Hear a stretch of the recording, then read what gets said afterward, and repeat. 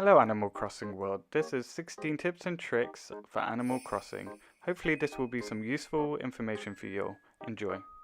It always happens when I'm decorating my island and then a random fossil patch spawns in.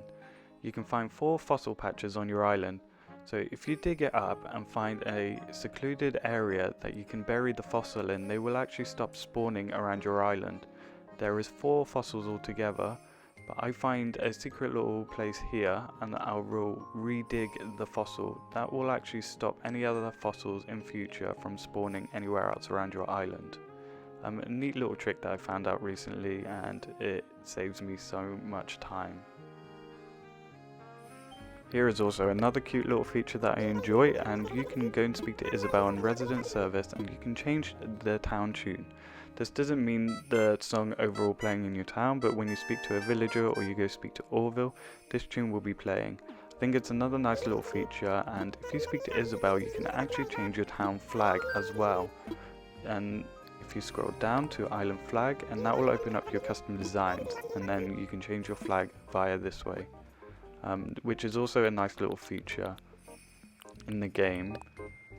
And I'm going to quickly show you as well how it sounds when you speak to a villager, and I'll show you the 2 locations that you can find your town flag. So once we finish up, I will head outside and I will speak to one of my villagers, and you'll hear the tune that I've just created. You can find loads of tunes on YouTube or Google if there's set themes that you want. So if I go speak to Roscoe now, and you'll hear the tune,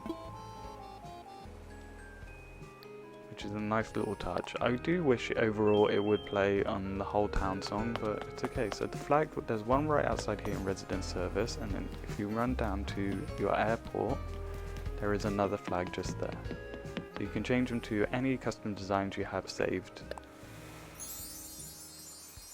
Sometimes villagers sit in the most inconvenient places, but if you run and hold down B, they will eventually get up, and then you can give them a little nudge out the way. Sorry Kabuki. This also works when they are fishing, so if they're fishing you do exactly the same and they'll eventually reel in their fishing rod and you can give them a little nudge out the way. This is very helpful because villagers do like to get in the way very frequently on my island. So to inline houses just exactly like this, side by side perfectly, I normally will use my custom design to map out the exact amount of squares that the house is.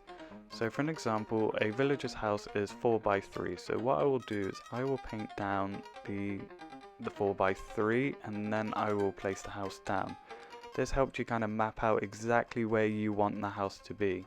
So if you're doing houses side by side, this is the best way and the easiest way to get your mind around placement of the houses. It's a nice little touch and a nice little trick. So once I placed all the patterns down, I will actually go down and get the house out. So that's 4 by 3. I will leave an image straight after this clip of exactly all the squares of every single house on the island, including resident service and ables. So then I look at this, and this kind of maps out exactly where I would want to place the house, which is for me the easiest way of like aligning the houses together and when I want it to be perfectly symmetrical. So yeah, it's a nice little touch. And I will be adding the image straight after this little clip of all the squares of every building. Hopefully this helps.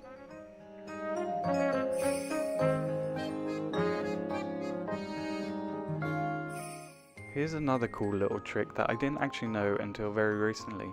But if you go into the Able sister and speak to the sister in the far left corner for multiple days in a row, she will eventually start giving you some custom designs. So basically what you're doing is you're befriending her, and every day you speak to her she'll get more friendlier and friendlier, and then eventually she'll actually give you some patterns, and she'll give you up to about 20 patterns. You won't get all 20 every single day, but every day you go and speak to her she'll eventually give you a pattern each day until the 20 is filled up.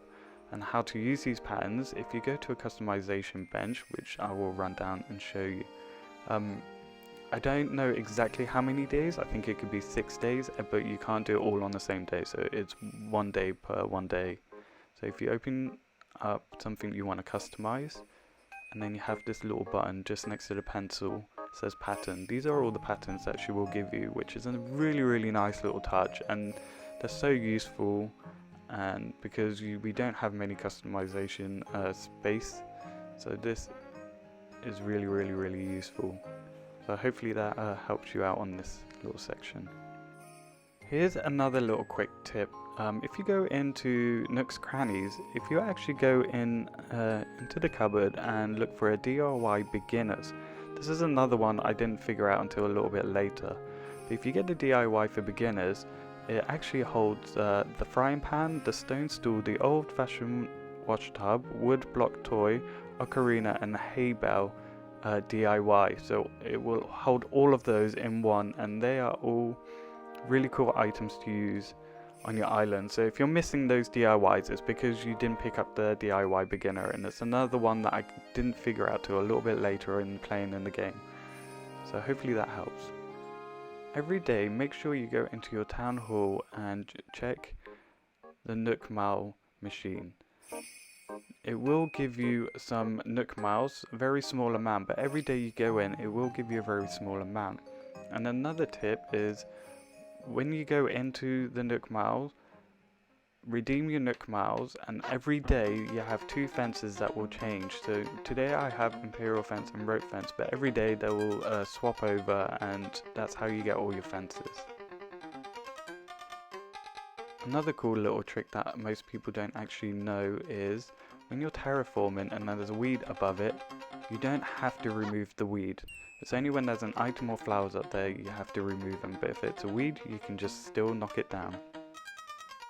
I always carry a bin around with me, just in case that I have unwanted items but don't want to run so far to the Nook shop to sell them. If I just want to dump them, I always bring a bin and just dump the items that I don't want in the bin. Just saves so much time, and it's so helpful. So if I'm doing a declutter, then I'll always bring a bin around with me. Sometimes I think I want a bridge, and then I decide that I don't actually want it. You can actually remove it from your pocket. If you go straight back to Tom Nook and speak to him, go on About Bridges and Incline, click on the bridge or incline that you have in your pocket, and then just type "let's not build it," and this will actually just remove it completely from your inventory. When you finally get that hybrid flower that you've always wanted, but you want plenty more, what I would normally do is I'll dig it up and then place the actual flower solo in a square by itself, and I will water it every day. This will actually just create mass spread of the flower, and it's the quickest way. I'm sure most of you already know this one, but when you're crafting an item and you want it to go faster, you can just spam the A button, and that will actually make the crafting go a bit faster.